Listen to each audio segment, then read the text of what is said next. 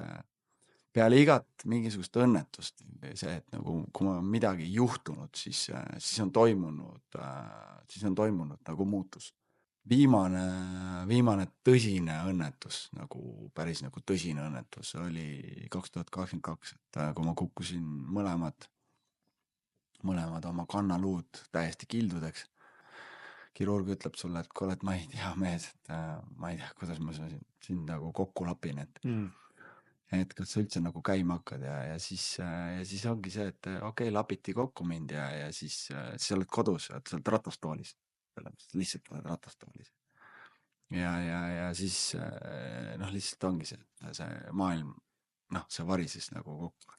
Lisaks sellele tööalaselt ka, jah, juhtus põhimõtteliselt selline asi, et ma tegelikult nagu kaotasin nagu päris nagu kõik.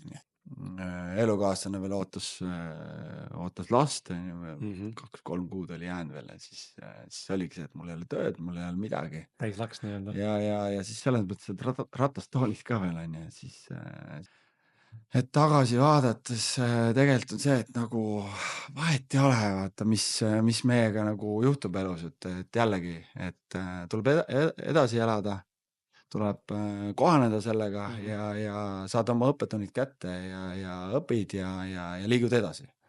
Et võib-olla nagu selline kohatu öelda, et väga hea, et nii läks. Et kui poleks nii läinud, siis tõenäoliselt ma ei oleks nagu täna selles kohas, kus ma praegust olen. Et mida iganes, mis õppetunnid meil on need füüsilised, on need vaimsed aga meil on neid vaja, kindlasti neid on vaja, selles mõttes, sest et vastasel juhul me ei õpi. Et ikkagi see, et kui sa oled selles mugavustsoonis, komfortzoonis, noh, siis on see, et noh, mõnus ju, chill ju.